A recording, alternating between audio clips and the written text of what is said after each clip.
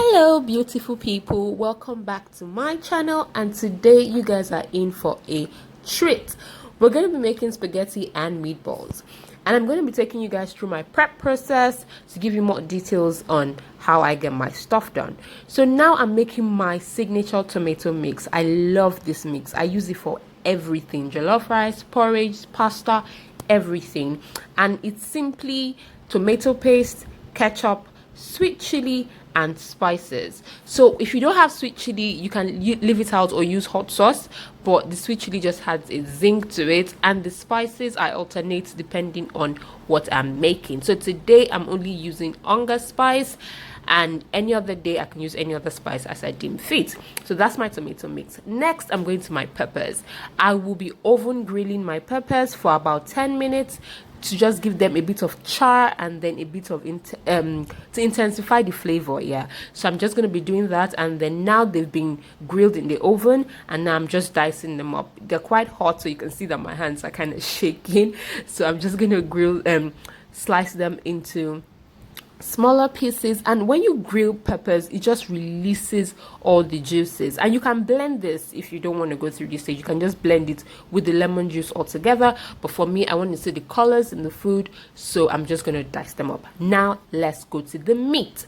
I'm using frozen minced meat for my meatballs, so it's just a very simple process. You break apart the minced meat. I'm adding a bit of flour, and then I'm adding some spices, basically salt and stock cubes. Some people add eggs to kind of bind the meat together, but I decided to leave that out here because the minced meat is easy to work with here, so I really do not need eggs. So I just use the flour, salt, and chicken cubes, and now I'm going to mold them into small bits. Try to keep your meatballs really small, so that way they cook faster and they stay juicy and they cook all the way through. You don't want undone meat in the middle. Now let's go through our list of ingredients. First, I have my meatballs ready, then I have my holy trinity, then I have my tomato mix, my grilled peppers, my butter, my spices, and my seasoning. Now we're ready.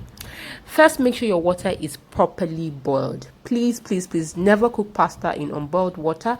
And I'm adding a bit of groundnut oil and salt to my pasta water, and then I'm putting the pasta in. If your water is properly boiled, the pasta will start to cook straight away. So as not to overcook pasta, cook it for 8 to 10 minutes maximum. So I'm going to cover that and let it cook, and then set it aside so I can start working on my sauce. First, I put butter in. I use butter for everything because butter just makes everything better. So butter, enough butter. I put that in a hot pan, and I just let that melt and stir it around. Then I add my holy trinity: onions, ginger, and garlic.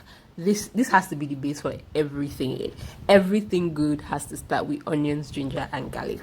So I start with that and let that cook down for a bit. Then I add in my peppers. Here I'm using red, green, yellow bell peppers and a little bit of spring onions that I've doused in lime juice. So I let that cook down for a bit, come together, and then I'm going to add my tomato mix. I already shown earlier how to make the tomato mix. If you missed it, just rewind a bit and catch it.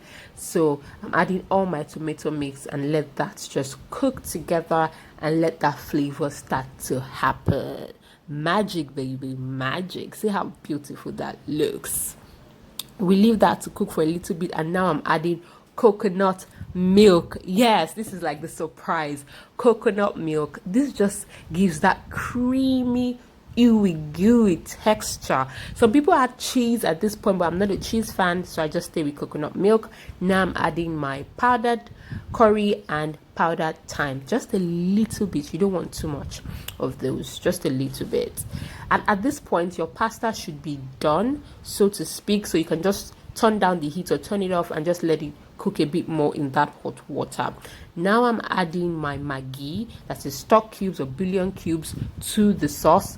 Taste as you go. You don't want to overdo it. And then I'm putting the meatballs in. Now I'm going to baste the meatballs. So basting the meatballs basically is you just showering them with the sauce. Now the perfect thing for this sauce would have been to use like a wok, that's like a dipping kind of frying pan, but since I'm not using that, I have to baste them, and I'm adding a bit of water, just about 1 spoonful of water, and covering that up. My pasta is done, so I'm turning off the heat and just leaving it to rest in that water. Now my sauce is cooked. I'm still going to baste the meat a bit more so that all the flavors go in. I'm basting it as the sauce over the meat and letting it just cook a bit more and soaking all the juiciness and all the flavor from that sauce. You don't want dry meatballs. Yeah, you don't want dry meatballs. You want them juicy and delicious inside. Now it's time to add my pasta.